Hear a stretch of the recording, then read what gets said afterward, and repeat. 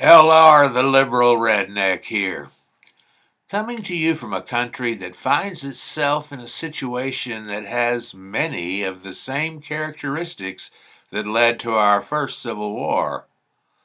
We are a house divided, and we cannot long endure such an intolerable condition. Right now, there are 5 things pointing towards a potential civil war in the not too distant future. Number 1, entrenched national polarization with no obvious meeting place for resolution. Number 2, increasingly divisive press coverage and information flows, i.e., fake news. Number 3, weakened institutions, notably Congress and the judiciary. Number 4, a sellout or abandonment of responsibility by political leadership. And number 5, the legitimization of violence as the end way to either conduct discourse or solve disputes. Quote, when you look at the map of red and blue states and overlap on top of it the map of the Civil War and who was allied with who in the Civil War, not much has changed. We never agreed on the outcome of the Civil War and the direction the country should go in. The post-war amendments were highly contentious, especially the 14th Amendment, which provides equal protection under the law, and they still are today.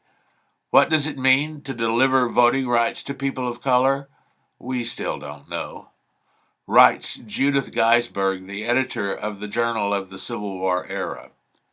She added, does that make us vulnerable to a repeat of the past?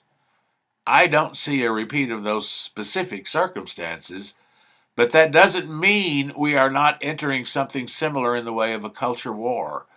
We have conflicting visions of the way forward for our nation. End quote. The major reason for the disturbing environment we are faced with today is the gigantic imbalance in the distribution of wealth. It has created an atmosphere of hopelessness for the vast percentage of our population. Hopelessness leads to revolution, as evidenced by the French Revolution from 1789 to 1799, where 1% of the population controlled virtually all of the wealth. Sound familiar? We have the power to make changes.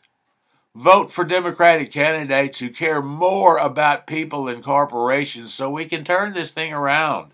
No excuses. You can reach me at theliberalredneck@gmail.com, and you can visit live or on tape with me, the pagan goddess, and the professor every Thursday evening at 10 p.m. Central on blogtalkradio.com/theliberalredneck.